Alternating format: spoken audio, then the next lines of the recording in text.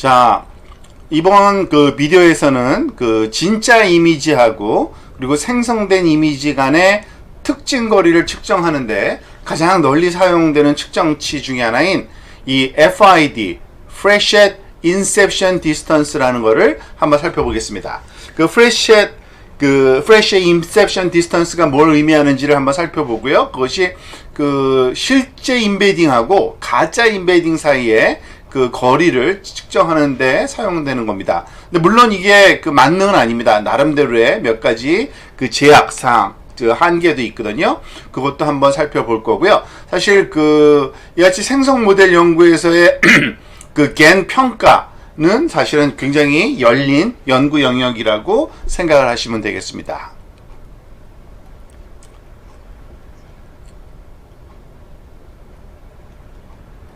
자, 이 그 프레셰 디스턴스의 그 프레셰는 그 머리스 프레셰라는 그 소위 수학자 이름을 따서 만든 건데요. 곡선 사이의 거리를 측정하는 겁니다. 즉, 근데 그 우리가 보통 그 분포가 리얼 분포와 이미지 분포, 그러니까 그 페이크 분포를 우리가 이것을 두 개를 비교를 하게 될 텐데요. 이 두 개의 그 분포는 일종의 곡선이기 때문에 이 프레셰 디스턴스를 그 말하자면 여기에 적용해서 분포를 비교하는데도 확장해서 사용하고 있습니다. 그 대표적인 예가 도그 워커라는 예입니다. 그러니까 개를 산책시키는 그 사람의 예인데요. 즉 그 강아지가 이렇게 한 커브를 따라서 움직이고 그리고 사람이 도그 워커는 또 이렇게 또 다른 커브를 따라서 움직이는, 여기서 파랑색 선이 그 강아지가 움직이는 선이고요. 그리고 오렌지색 선이 사람이 움직이는 선입니다. 근데 각자 속도가 달라도 돼요. 그렇지만 어느 쪽으로도 뒤로 갈 수는 없고요. 그래서 그러한 상황에서 이 곡선 사이의 프레셰 거리라는 걸 측정합니다. 곡선 사이의 프레셰 거리. 이 프레셰 거리는 그 곡선을 처음부터 끝까지 이동하는데 필요한 최소한의 끈의 길이를 파악하는 것과 동일합니다. 지금 보면은 뭐 끈의 길이가 이럴 수도 있고 이럴 수도 있고 이럴 수도 있고 다양한 그 말하자면 순간마다 다양한 길이의 말하자면은 끈이 필요하겠죠. 그래서 그 또 다른 정의는 이겁니다. 산책을 하는 동안에 더 느슨하게 하지 않고도 개에게 줄 수 있는 최소한의 목줄거리, 이게 바로 프레셰 거리에 그 갖는 직관이라고 보시면 되겠습니다.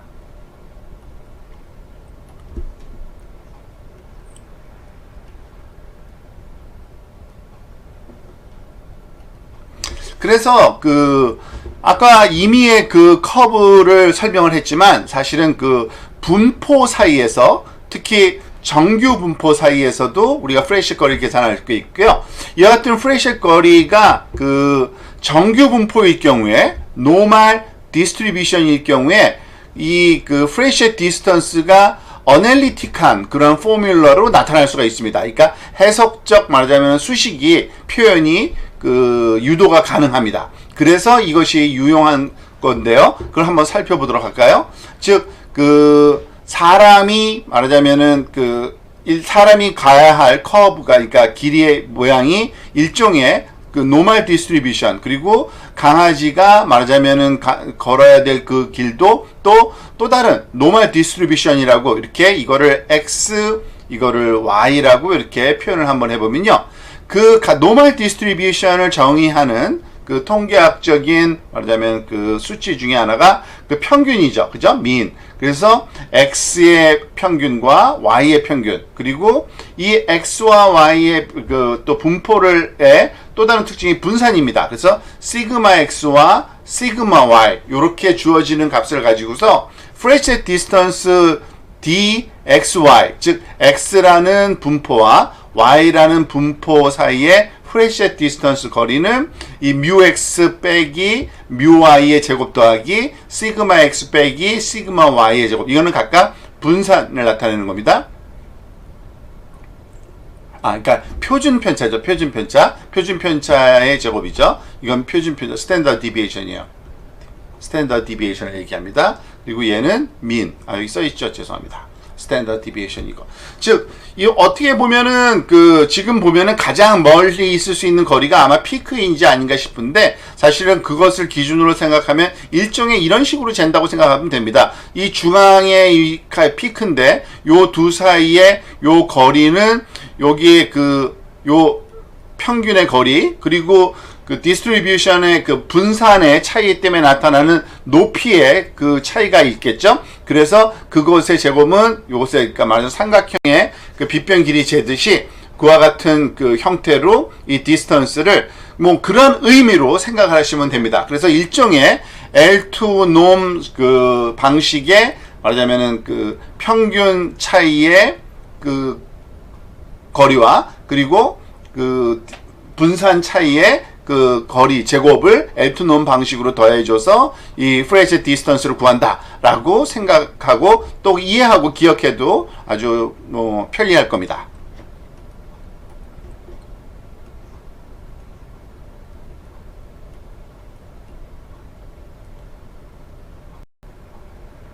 자, 이번에는 조금 전에 본 단별량 정규 분포예요, 사실은. 그것을 염두에 두고 multivariate normal distribution, 즉 다별량 정규 분포를 한번 생각을 해보도록 하겠습니다.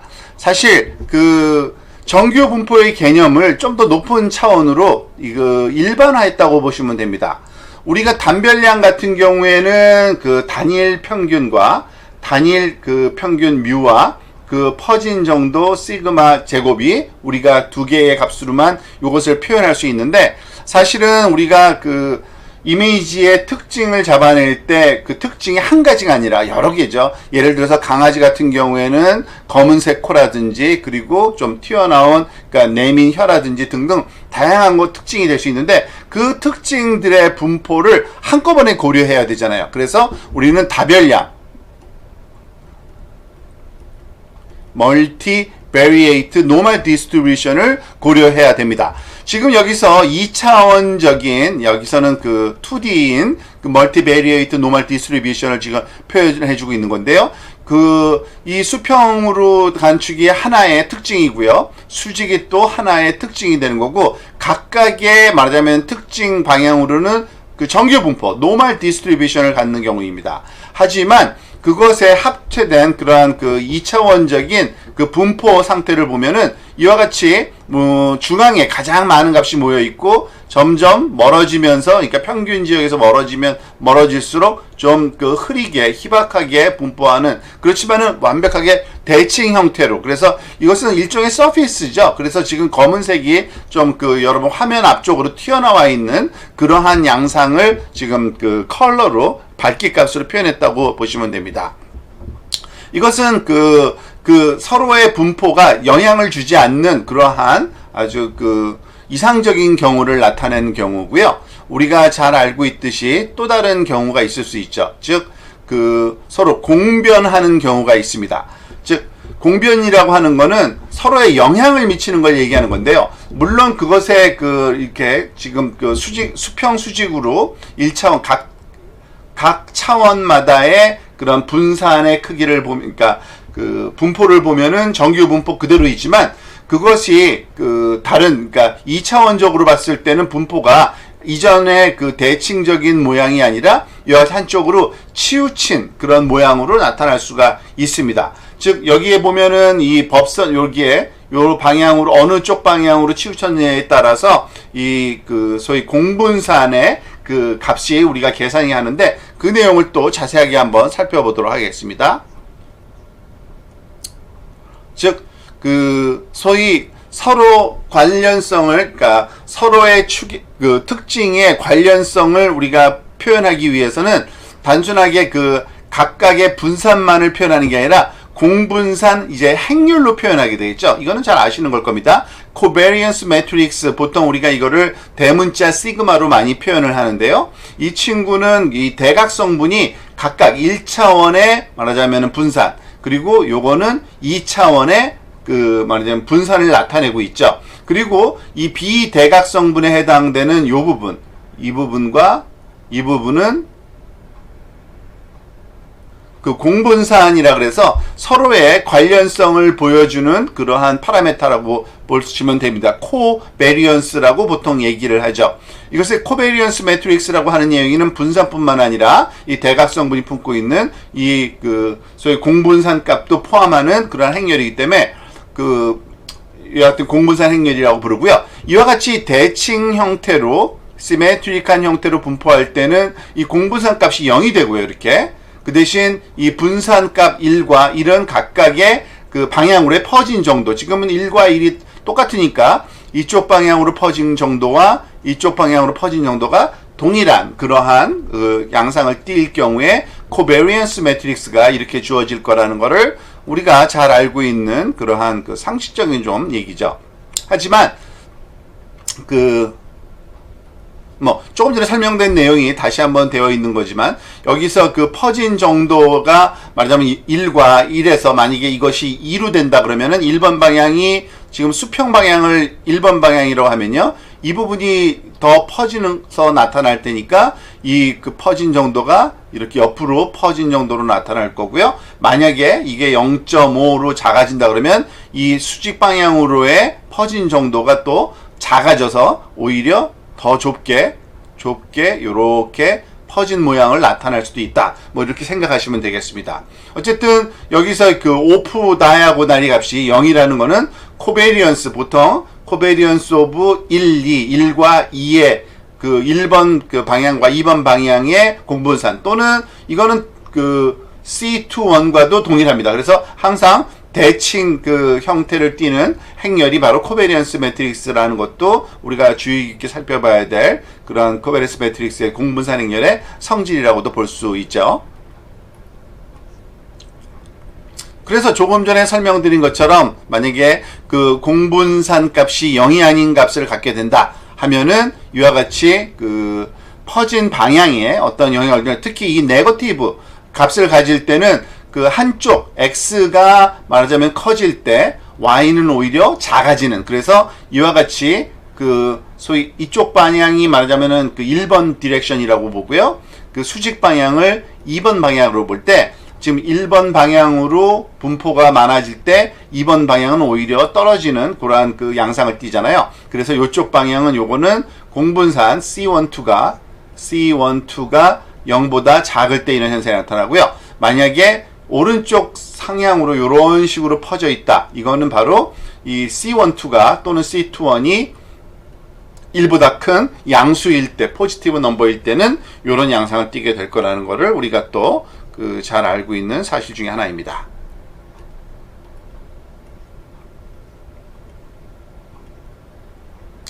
자, 이제 그 우리가 다별량 정규 분포에 대한 약간 직관이 생겼기 때문에 그 단별량일 경우에 프레셔 디스턴스와 이것을 그 다별량일 때 그 프레셔 디스턴스를 한번 비교해 보는 것도 좋을 것 같습니다. 사실 이 수식이 동일한 수식이라는 거를 여러분들이 이제 아셔야 되는데, 지금 보면은 이 평균의 차이의 제곱이 여기서는 평균 벡터의 L2 놈이 되는 거고요. 벡터니까 이제 거리가 스칼라 값의 그 제곱은 사실은 그 벡터의 경우에는 엘리멘트의 제곱의 합인 이러한 그 L2 놈, 보통 우리가 버티컬 바 두 개는 L2 놈이라고 쓴 거고요. L2 놈이라는 그 계산, 그러니까 수식을 이렇게 표현한 그런 방법이고요. 그런 디스턴스를 표현할 수가 있습니다. 또한 시그마도 거의 유사한 건데요. 일단은 우리가 주의해야 될 거는, 보통 우리가 단별량일 때는 이렇게 소문자 시그마가 말하자면 스탠다드 디비에이션, 그 표준 편차를 나타내는데 반해서 이 그 공분산 행렬을 나타내는 대문자 시그마는 사실은 분산을 나타냅니다. 분산. 그 베리언스예요.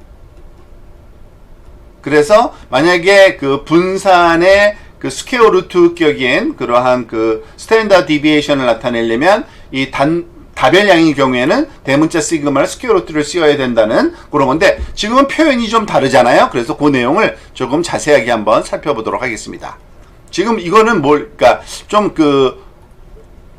익스펜션에서 보면 좀 확실한데요. 그러니까 분산 같은 경우에 분산 차이의 제곱을 풀어서 쓰면 이거죠. 시그마 x 마이너스 시그마 y의 제곱은 시그마 x의 제곱 더하기 시그마 y의 제곱 빼기 2 시그마 x 곱하기 시그마 y. 요 수식은 잘 우리가 알고 있는 그 제곱 그 식을 전개를 한 겁니다. 그렇게 되면은 이것에 대응되는 그 소위 그 멀티베리에이트 프레셔 디스턴스에서의 분산 차이의 제곱에 해당되는 수식이 우리한테는 필요하게 되는 건데 그 내용을 한번 살펴보도록 하겠습니다. 그래서 이런 식으로 비교할 수 있겠죠. 지금 시그마 x의 제곱은 그 x 방향으로의 분산의 제곱인데 그것은 바로 대문자 시그마 x와 동일하고요. 그죠? 더군다나 그 시그마 y 방향의 분산은 y 방향으로의 공분산 행렬. 이 공분산 행렬 자체가 분산이기 때문에 그렇습니다. 그리고 그 스탠다드 디비에이션 같은 경우에는 분산의 스퀘어 루트를 씌운 거기 때문에 어쩔 수 없이 이와 같이 시그마 x와 시그마 y의 곱셈의 스퀘어 루트를 씌운 이런 형태가 되고요.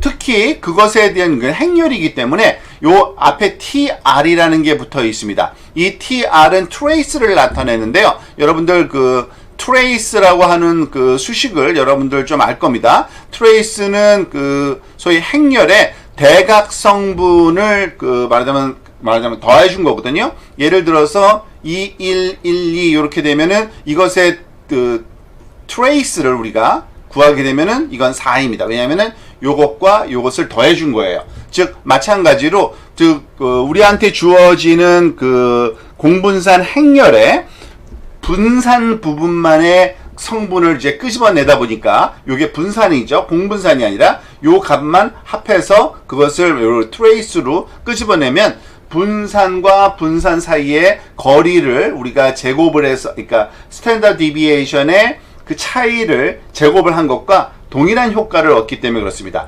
그래서 멀티베리에이트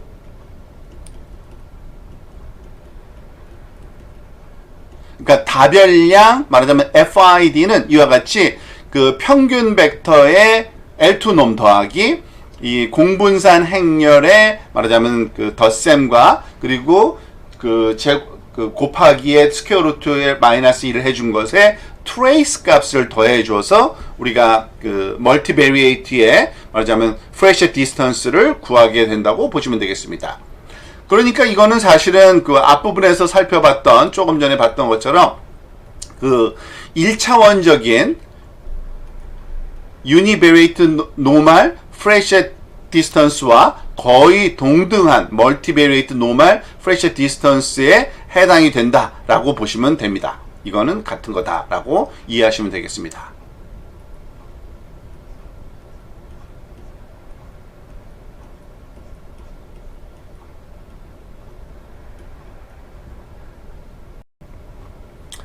자, 그러면은 그 우리가 지금 사용하고 있는 이 프레셔 디스턴스가 그 어떤 유용함을 가질 수 있을까요?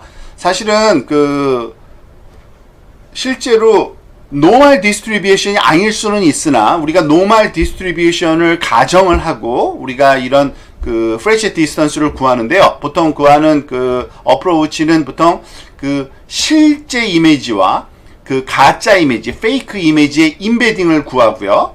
그리고 그때 사용되는 샘플 사이즈는 좀 많이 씁니다. 보통은 뭐 예를 들어서 한 5만 개 정도의 리얼 이미지와 5만 개 정도의 말하자면 그 페이크 이미지를 만들어서 우리가 그것의 평균과 그것의 공분산 행렬을 구해서 사용한다고 보시면 되고요. 그렇게 하면은 아무래도 그 노이즈가 많이 줄을 수 있고요. 실제로는 정규 분포는 아니지만 정규 분포에 가깝다고 우리가 가정을 하고 해도 전혀 별로 이렇게 문제가 없이 잘 적용되고 있습니다. 특히 이 FID 값은 어떤 절대적인 값이라기보다는 사실은 가장 이상적인 거는 그 가장 똑같을 경우에는 0이 되겠죠. 그렇지만은 그것에 이루어지진 않을 수 있으니까 가능하면 낮으면 낮을수록 이 FID 값이 낮으면 낮을수록 이 그 분포의 모양이 거의 비슷하다라는 것을 우리에게 알려주는 그 지표이기 때문에 그러한 그 통계적인 지표로서 우리가 이거를 활용하신다고 보시면 됩니다. 즉 가짜 이미지의 그 디스트리뷰션과 진짜 이미지의 디스트리뷰션의 그 유사성을 검사하는데 이 FID가 사용되고 이 값은 작으면 작을수록 유사성이 높다라고 우리가 판단할 수 있다고 이해하시면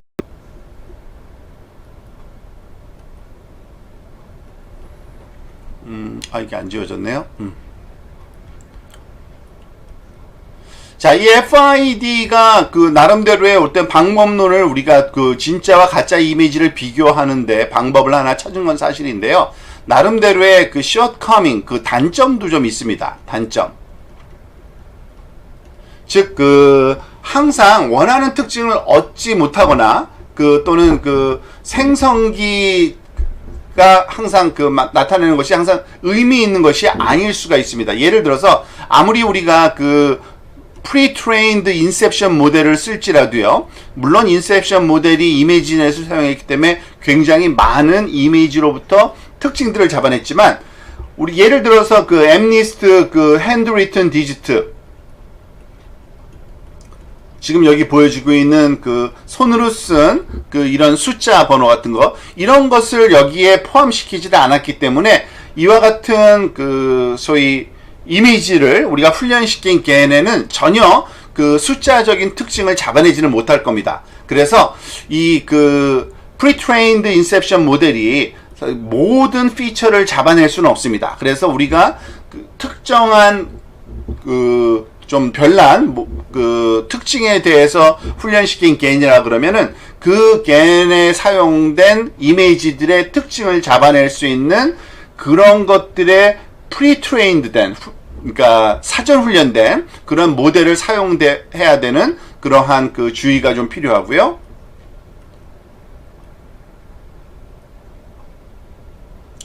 그리고 샘플의 크기가 굉장히 커야 됩니다. 그렇기 때문에 사실은 FID가 어느 정도 편향성을 나타낼 수가 있습니다.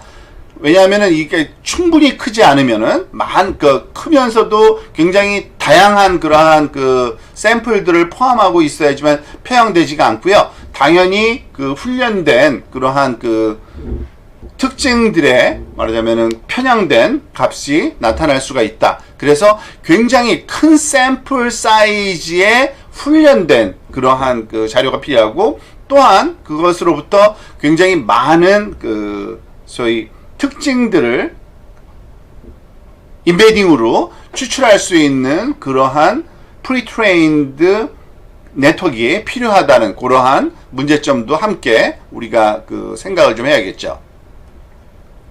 그런데 그렇게 되면은 단점이 뭐냐면은 속도가 느려집니다. 당연히 너무 큰 샘플을 가지고서 훈련된 그런 네트워크들은 당연히 어마어마한 크기의 네트워크이기 때문에 실행이 굉장히 제한적일 수 있고요.